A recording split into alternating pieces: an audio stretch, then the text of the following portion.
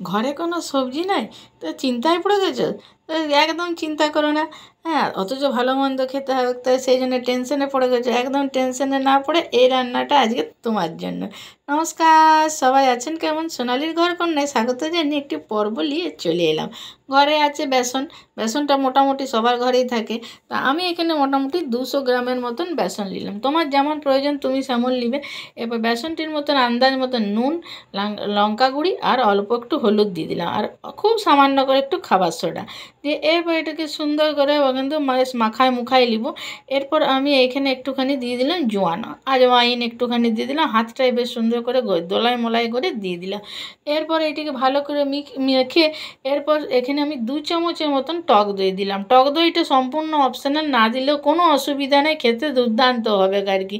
তো টক দইটা দিলে আরও বেশি টেস্ট হয়। এরপর আমি অল্প অল্প করে জল দিয়ে, যেমন করে আটা মাখা হয় না, তেমনি করে তোমরা এটি আটা কিন্তু খুব সাবধান, জলটি কিন্তু খুব সাবধানে দিবে। এরপর যখন দিয়ে মাখা হয়ে গেছে, বেশ হাতটার মধ্যে লেগে যাচ্ছে, হ্যাঁ, অথচ থালার থেকে উঠছে না, তখন অল্প একটুখানি তুমি এখানে সাদা তেল দিয়ে দিবে। এবার সুন্দর এটি মাখা হয়ে গেল, দেখতে পাচ্ছ সুন্দর, দেখো হাতে তুলে তোমাদেরকে দেখাই দিচ্ছি। এরপর এটি আমি 10 মিনিটের জন্যে ঢাকা দিয়ে রেখে দিলাম। এরপর আমি কিছু মশলা রেডি করে নেবো। এখানে আমি 1 চামচ দিলাম জিরা গুঁড়ি, 1 চামচ ধনিয়া গুঁড়ি, আর 1 চামচের মতন দিব গরম মশলা। হ্যাঁ, গরম মশলাটা আমি এইখানেই দিয়ে দিলাম, তোমরা উপরে চাইলে পরে দিতে পারো। আর এখানে দিয়ে দিলাম আমি 1 চামচের মতো লঙ্কা গুঁড়া।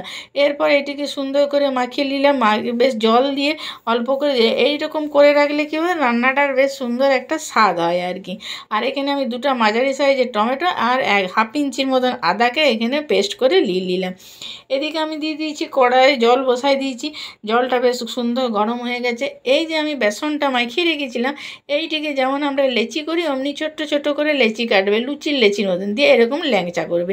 ল্যাংচার চেষ্টা করবে সম্পূর্ণ বেশ সরু সরু করে করার, কারণ এটা যখনই জলে দেওয়া হবে তখন কিন্তু ফুটে বেশ একদম টবগা করে বেশ লম্বা মোটা সোটা হয়ে যাবে আর কি। তো সেই জন্য এবার এইখানটা একটুখানি খেয়াল রাখবে, যখন জলটা ভালো করে ফুটবে তখন একটি একটি করে দিবে, হড়বড় করে সব জিনিস দিয়ে দেবে। এই দেখো মিনিট 10 ফুটলেই কিন্তু যখন দেখবে, দেখো সবগুলি গাগুলি বেশ সুন্দর ফাটা ফাটা হয়ে গেছে, বুদবুদানির মতন হয়ে গেছে। এরপরে এইগুলিকে আমি তুলে নিলাম, বুঝলে, তুলে নিয়ে বেশ একটু ঠান্ডা হইতে দিবে, আর জলটা ভালো করে যেন ঝরে যায় সেই দিকটা একটুখানি খেয়াল রাখবে আর কি। হ্যাঁ, এবার দেখো সবগুলো কিন্তু সুন্দর হয়ে গেছে। যদি তোমাদের ভয় লাগে একটুখানি কিছু দিয়ে রেখে দিতে পারো, দেখে নিতে পারো।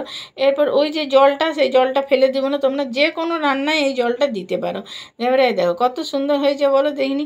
হ্যাঁ, তো মুখরোচক। আর এগুলো তোমরা এরপরে কড়াইয়ে দিলাম আমি সাদা তেল দিয়ে, এরপরে দেখো কত সুন্দর নরম তুলতুলা জিনিসটা হয়েছে। এরপরে আমি এইখানে এটা ভেবে দিলাম ভাজিতে।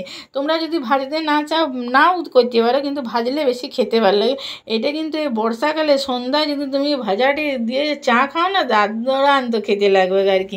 হ্যাঁ, এরপর বাকি তেলটা তুলে রেখে অল্প একটুখানি ওই কড়াইয়ে তেল দিলাম, দিয়ে একটুখানি জিরা দিয়ে দিলাম। জিরাটা যে বেশ চটর পটর করে ফুটতে শুরু করলে আমি 2টা শুকনো লঙ্কা দিয়ে দিলাম। হ্যাঁ, শুকনো লঙ্কা দিয়ে এরপর সামান্য লং, এলাচ, দারচিনি যেটা বেসিক দেয়, হ্যাঁ, সেইটা গরম মশলাটা ফোড়ন দিয়ে দিলাম।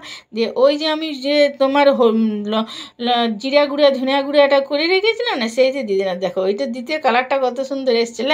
আর এদিকে আমি টমেটো আর আদাটা যেটা বেটে রেখেছিলাম সেইটা দিয়ে দিলাম। এটা বেশিক্ষণ সময় লাগবে না রান্না করতে, মিনিট 10-12-এর মধ্যে রান্নাটা হয়ে যাবে, শুধু একটু মেখে রাখতেই যাও অসুবিধাটা।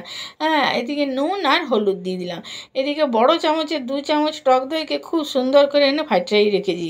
এবারে দেখো মশলাটা কত সুন্দর করে কষা হয়ে গেছিলো, সুন্দর তেল ছেড়ে দিয়েছে। এরপর একদম গ্যাসটিকে সিম করে টক দইটা দিয়ে দিলাম, কারণ যদি গরমের মধ্যে দেয় অনেক সময় ছিটা হয়ে যায়, কারণ দেখতে বাজে লাগবে, বুঝলে।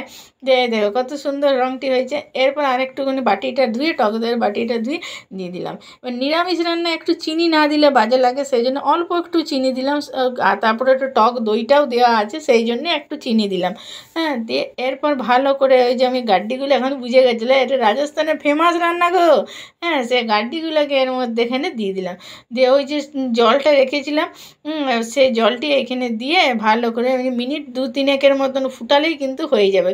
মশলাটার গাড্ডিগুলোর মধ্যে তো রসটা সব ঢুকতে হবে না।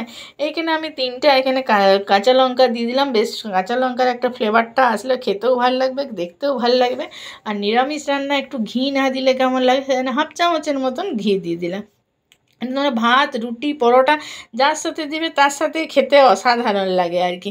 তোমাদের এগুলো যদি ভালো লাগে তাহলে কী করবে, একটা লাইক করবে, না একটা কমেন্ট করবে, তোমার মূল্যবান মতামত দিতে আমাকে যেতে সাহায্য করে। তো তোমরা আমি করে বানাও, খাও, আমার পাশে সব সময়ের জন্য থেকে যাও।